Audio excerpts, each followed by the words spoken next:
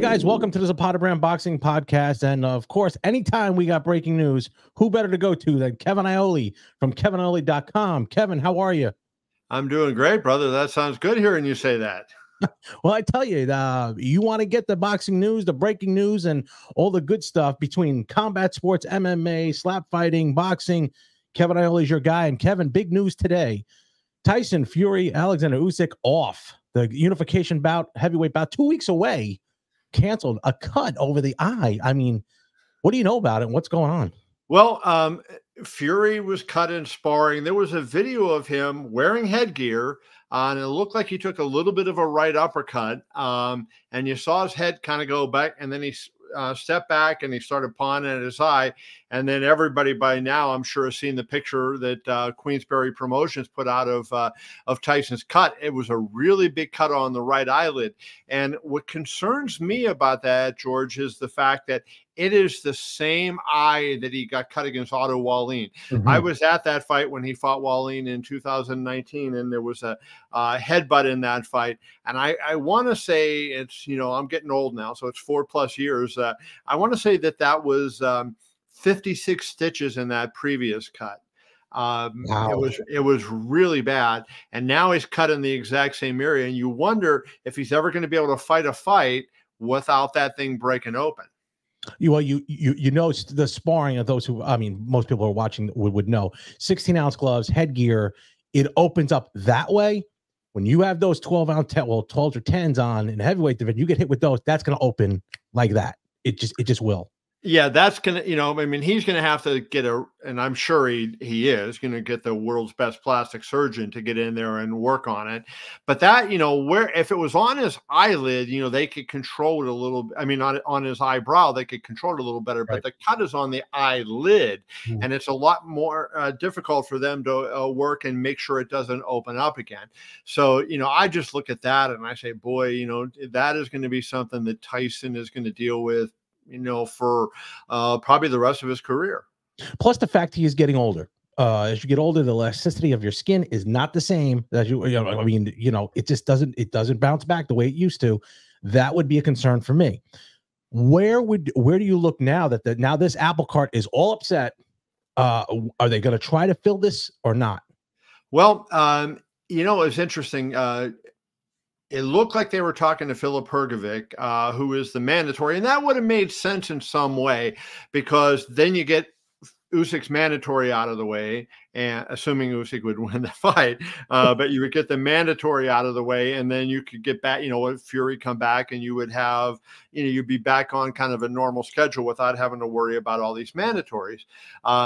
But just in the last little bit, Turkey Allah Sheik posted something to Instagram, which makes me, I'm just trying to find this here, but it makes me believe that there is going to be no fight.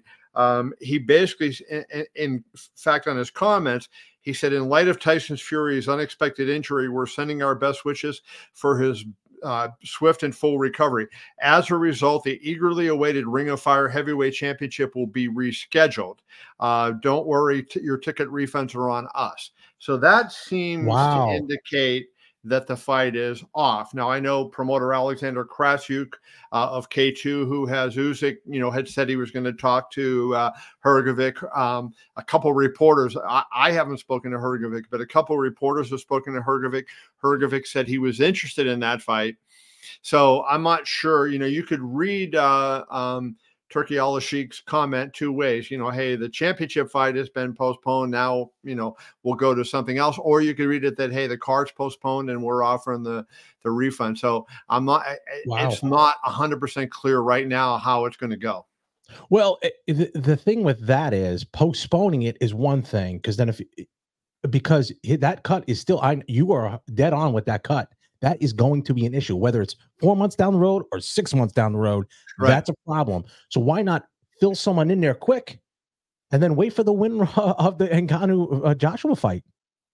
Well, I mean, number one, they're contractually obligated to Fury, and Mhm. Fury is the big money fight, right? I mean, that's going to be a massive, massive, massive fight, and so I don't think you just jump away from it. Philip Hergovic is going to be a 20th or even less in terms of revenue generated Yeah. that a Fury fight would. And while if AJ were to beat Francis Ngannou, which you have to think he is going to do, would make a good fight with Usyk. He's already lost twice to Usyk, and how many more times do we have to see that fight? They weren't particularly memorable fights. Good performances by Usyk, not such great performances by AJ. And why do we want to see that again? So I think you got to give Fury a reasonable amount of time to recover. Now, if they decide to do the Hergovic fight, I think that's probably the smartest move. You get rid of the mandatory, because those mandatories always pop up at the wrong time, and you want to put a big fight together, and now, we got the mandatory, we're going to strip you if you don't. And you don't want to have anybody get stripped, even though this fight is bigger than the belts, right? There's no question they could fight, they could give up all their belts now and they would still be, a massive fight. But you'd like to see the belts go to the winner, and we would have an undisputed lineal champion with with an undefeated record. Maybe a perfect record if Usyk wins, but an undefeated record if either of them win. That would be really cool for boxing to have that. We just can't get an undisputed heavyweight champion. It's been years, if not decade. We just can't get it together. Lennox Lewis was the last one. The last undefeated undisputed champion was Riddick Bowe when he beat Holyfield in '92.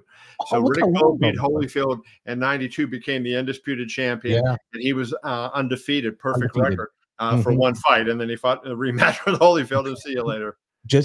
We just can't get it together. We really can't. But next subject that I want to talk about, it is a frustrating one for me. It is the situation with Canelo Alvarez, who he's fighting, who supposedly there's so many different, and I know we've spoken about this.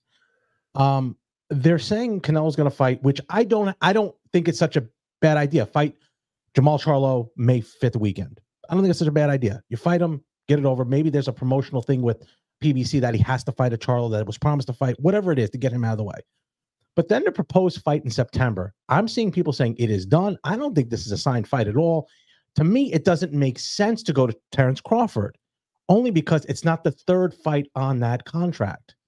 You want that money one to be at the end. Yeah, here's what I think. And you probably saw my story I wrote the other day that I advocated for Crawford next, and a lot of people said, "Are you nuts?" And they didn't obviously read my story, because my first sentence said I would have never advocated this anytime before July 29th, right? Correct. But after seeing what Crawford did, then that kind of changed my mind a little bit. And I actually spoke to Steven Espinosa, formerly of Showtime Sports, who he is advising Amazon, and I mentioned that to him, and he agreed with me, right? Hey, before, no, it was ridiculous to think about it. Now, it's something you at least have to give consideration to. Let's start with this, where the Charlo thing came in. I talked to people in the PBC, and they were kind of puzzled. They were saying, where did this Charlo stuff get such momentum? So as far as I know, there had been talk about him fighting Charlo, but my column, in fact, I decided right after I saw Chava Rodriguez from ESPN Espanol, he had said Canelo's two opponents this year are going to be Charlo and Crawford. And he is very close with Eddie Reynoso. He's very close with Canelo. And I'm putting two and two together and going, one of those two said to him, this is what it is going to be. But, David Benavidez' fight would be a massive fight, right? I don't think as big as a Crawford fight, but, you can make an argument. Hey, two Mexican fighters fighting on Mexican Independence Day? I think that would rival Crawford. That would be a huge fight, right? Massive. So, and I think Benavidez is at that point where he's ready to challenge Canelo. So my thought process was, hey, let's go first with Crawford, and see what happens. I mean, I think Canelo would win because he's bigger, and that's a big, big, big jump for Terence Crawford. But I don't think it's out of the question that Crawford could win. And so that's what's fun about fights, right? You go into fight, you don't know who's going to win. How many fights do we go into now that we don't really know? I mean, most of the fights we have a really good idea of who's going to win them.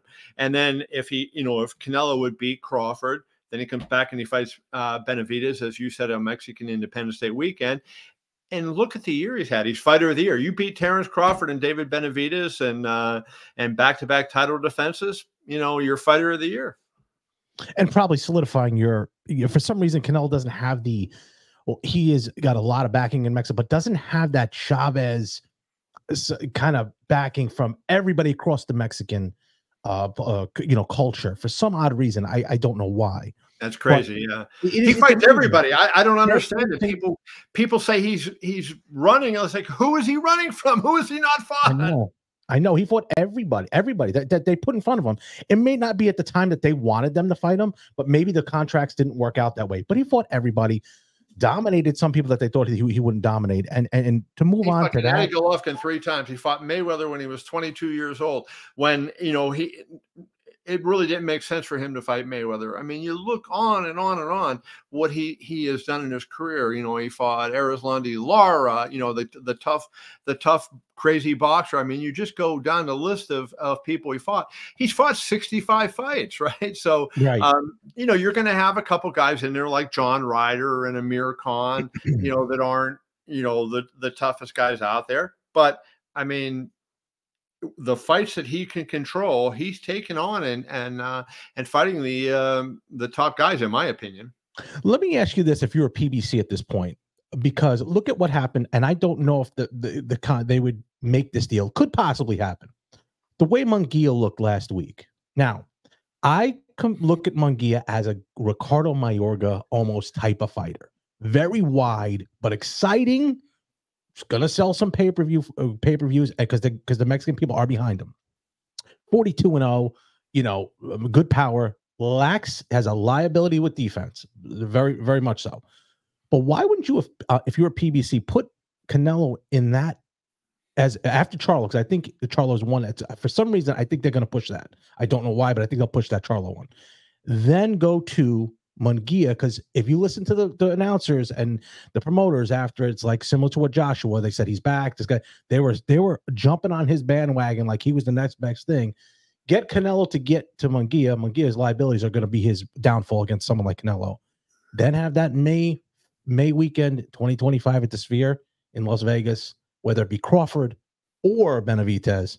Way bigger, like cook it up, like Bob Arum says. I think marinating is never good, right? Bob Arum said marinating, and this is what I say to marinating: down with marinating. But here's where I think that's an issue. Number one, I talked to Freddie Roach after the fight with John Ryder for Munguia. Freddie Roach said they need at least one more fight together in the gym to work together till he feels he's ready for Canelo. Obviously, Canelo would represent such a big payday that if it was the next fight, they would take it. But if they had their druthers, it would be something. Number two, PBC doesn't control Munguia. Golden Boy Promotions does. And you know how Canelo feels about the head of Golden Boy Promotions. So Canelo and Oscar do not like each other. And Canelo really doesn't like Oscar. I don't, Oscar is kind of all over the place. So who knows what he thinks, but Canelo does not like Oscar. And so I don't know that Canelo wants to do any favors for any Oscar fighter. And so I think, that's a problem. Then the other thing, Terence Crawford is 36 years old right now. If we push that fight back, Crawford has obviously shown no signs of decline, but the longer you wait to make that fight, it becomes like Pacquiao Mayweather. Now people lament, well, they did fight, but they were both over the hill and and I would rather avoid that kind of situation, right? So to me, it's as I said before, I think the order, forget about Charlo, right? What has Charlo done to earn it? He didn't fight in almost 3 years. Then he fights Jose Benavidez, right? Jose Benavidez mostly been a welterweight most of his career. Right. Zero challenge to a guy that's a middleweight thinking of moving up to super middleweight. I don't think that's fair. Like you don't challenge yourself in over 3 years. And I know he had personal issues going on, and there was stuff in his life that prevented him from fighting. It wasn't like he didn't want to fight, but the bottom line was he didn't fight. And so now the only fight he's had in 3 years basically is Jose Benavidez. That's not enough to earn you Canelo, especially when you're moving up in weight and the whole 9 yards. So hands down on that. I mean, I think the best fight for Canelo in May is either Crawford or Benavidez. You think they wouldn't give him a throwaway fight just to build it? He's had back-to-back, right? So, he fought John Ryder last time out, and who did he had before? The Plant before that? No, Plant wasn't the last one, but there was another one in there that wasn't the toughest. That's right. The toughest challenge that he. Jarmel Charlo. Yeah, that's the other Charlo brother, right? So he has the. I mean that those were both kind of gimme fights, right? And so at that point, I think give him something that's going to be tougher, that's going to be more meaningful in the division. And that's the thing. A couple of years ago, they were saying that he was ducking the Charlo brothers. Just a couple of years ago, they were saying he's ducking the Charlos. He wouldn't fight him. He fights them. That's the only storyline I see there. It's the only one. I don't understand. This whole professional boxers at the highest level aren't afraid, and they're not ducking anybody, right? Mm-hmm. I mean, they may make moves because they feel like they want to manage risk and reward, and they want to do what they think can get them the biggest. But I mean, like there was somebody on my Facebook page that just before I jumped on here with you that was saying Tyson Fury's a fraud and he's afraid, and I knew he was going to pull out. So he went and cut his eye and big chip out of his eye that he could have taken his eyeball out. How can you be that precise? And I mean, it's just not. It's a bad cut. It's not small. That is a big cut. These fighters are not afraid. So, and he signed. Not only did he sign to fight Usyk, he signed 2 fights with Usyk, right? Right. And so it's not like he's afraid of Usyk. So these people that say they're afraid or they're ducking somebody, no, that's not what's happening. I mean, and I think that Canelo is trying to make the best business decision, and Al Heyman is trying to make the best business decision. So he signs Canelo. Does he want to farm Canelo out now to another where another promoter is involved and gets part of that money in the fight, as opposed to having him fight a PBC fighter and he gets paid on both sides? Yeah, I mean, I know the business of boxing on the back end. It's what most people don't see. You're privy to that kind of stuff. Me on an outskirts, but I do see where the maneuvering around happens. And me being in business, I know you're not gonna. Why would you do something to especially the fact that you're the key of this whole promotion. You're not cutting yourself. You're not doing that. You're not scared of anybody. It does get frustrating after a while. Tyson Fury is going to make close to $100 million to fight Usyk in the first fight. So is he going to turn around 2 weeks after he's gone through an entire training camp? Usually the fighters the last week, they just they taper down. So he would have had one more, fight. Today would have been the last day of the week of training. He would have had one more week of real training to go, and then it would have been fight week. And so you're going to tell me he went through a 10-week training camp, put all that work in, and then at the very end, he kind of nicks his eye, so he gets out of the fight and doesn't get paid $100 million. Yeah, that makes a lot of sense. Yeah, no. I think it was on your page. I think someone had commented that said, "Why was he sparring without headgear?" When clearly the video has him sparring with headgear. He has it on. I think the person who wrote that hasn't seen that video. Yeah, because obviously the headgear was on. Headgear's on. I mean, that's what it is. 2 last things. One, I saw a video with Ryan Garcia, and some of the stuff that he says is off the wall. He's really to a point where I'm a little concerned. Have you seen some of these things with him? It seems very odd. Either he's at a very different place. He's talking with Floyd. He's talking with Oscar. Then he says Oscar's his guy. Floyd's his guy. There seems to be something on the inside there. is this one of these careers that was too soon, too quick, too soon, and is going to taper very quickly? Well, I think the problem with Ryan is that, I mean, he's a good looking kid and, he's built well. And so a lot of girls like him and he got this huge Instagram following and he became a star.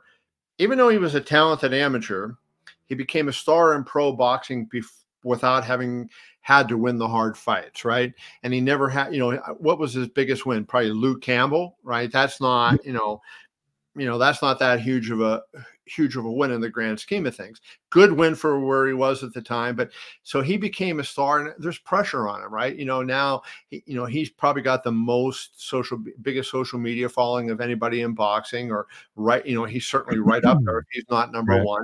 And there's a lot of expectations, and people are talking to him about why aren't you fighting Haney and why aren't you fighting Garcia? I mean, and Lopez and this guy and that guy, and there's all those people that they're talking to him. And I think he's feeling the pressure. He's a guy that has had mental health issues, which is something very serious and, not to be taken lightly.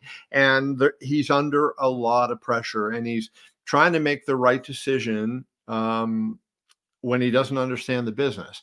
And I think, that's kind of, where you're seeing all this kind of craziness come up. I mean, I think Ryan is a talented fighter. I think he's a good kid. I think he's a smart kid in a lot of ways. Like, he knows how to market, but he doesn't understand the business of boxing, and he doesn't understand, how to position himself and what to say and what to do to move himself. And he's gotten by on, God-given talent and God-given good looks, right? And he needs to now start performing. He didn't perform against Tank Davis. And now he knows he has to perform. And so I think, he listens to people, and this person gets in his ear and tells him he should do this, and that's what he's going to do. And then this person over here gets in. And I think, he's just got to sit with his team, the people that have his best interests at heart, George, and say, I'm not going to listen to anybody else. Floyd Mayweather's a great guy, and I like his opinion, but just get your people, his manager, Lupe Valencia, and his father, and just the people closest to him, and they sit in a room and they map out the strategy, and then they stick to it. I think that's what's best for him. And if they do that, Ryan, I think you'll see him look a lot different in terms of how he approaches his public comments. Yeah, he was on the Patrick Bet-David podcast I saw, and he just looked extremely uncomfortable, extremely kind of disoriented. And it kind of concerned me, because I'm like, man, this guy's going to be fighting on a high level. Whether he fights Haney not or next, I don't know, but he looked uncomfortable. I actually felt bad. I said, this guy's got something going on. I don't know what. They're human. I mean, and there's the other thing that's a lot of pressure that people don't realize. They're human beings, and they're fighting for millions and millions of dollars, and they're exposed bare in front of the whole world, right? They're sitting there, and any mistake they make, they get knocked out, and that clip's going to be shown a gazillion times on social media, and they're going to get taunted, and people who are like we are on behind the microphones, there's too many of people like that are quick to rip them and quick to, and not get in the ring and do what they do. And, so they know that there's blowback. And I think, he's just, he's a young kid who's feeling the pressure. Some people deal with pressure better than others. And I don't think he deals great with pressure. And that's, I think, what you're seeing. Okay, and lastly, big fight coming up. Well, I think it's a big fight because I think Teofimo Lopez is one of the best in their division. That is a little bit overshadowed right now. Fighting Jermaine Ortiz. You had him on your YouTube channel. What do you think about this fight? I think Jermaine Ortiz is good, right? Jermaine Ortiz beats Jamel Herring, and I thought pretty comprehensively. He gave a really good run to the money to Vasily Lomachenko. I think he's a legit challenger, right? I mean, I would have rather seen Teo be fighting Matias right now. Matias obviously got injured, couldn't take the fight, or a Garcia, or a Haney, or somebody like that. But having said that, I mean, I think Ortiz is a good challenger, and it's not like a walkover. I think if Teofimo is on top of his game and he's in shape, which he looks to be, then I think Teofimo wins the fight. But but Ortiz is a good enough opponent that he's going to force Teofimo to be on top of his game, and I think if Teofimo's on top of his game, Jermaine doesn't really have much of a shot to win. But if, he's just a little bit off, I think it's a different story. Okay. Yeah. And do you think we'll ever get to see that Haney Teofimo Lopez fight next? I think that's the fight that I would love to see next, right after that. Yeah, that would be a fun fight. And I think it'd be because it would be that rivalry, because Haney was with Top Rank and now gone from Top Rank, and Lopez still with Top Rank. And, they competed in the amateurs. And that was the thing I said to Teofimo. I had in back-to-back days, I want to say 2018 or 2019, I interviewed, and I don't know what order it was, but one day I interviewed Lopez. The next day I interviewed Ryan Garcia. And the day after that, I interviewed Haney. And all three of them talked about fighting each other in the pros, and they added Gervonta Davis in there, and we're going to fight all those guys. And now here we are, the only two that have fought at Davis and Garcia, and there doesn't look to be any break in that yet, right? Where, maybe they'll start. So hopefully we can get that and get that push forward.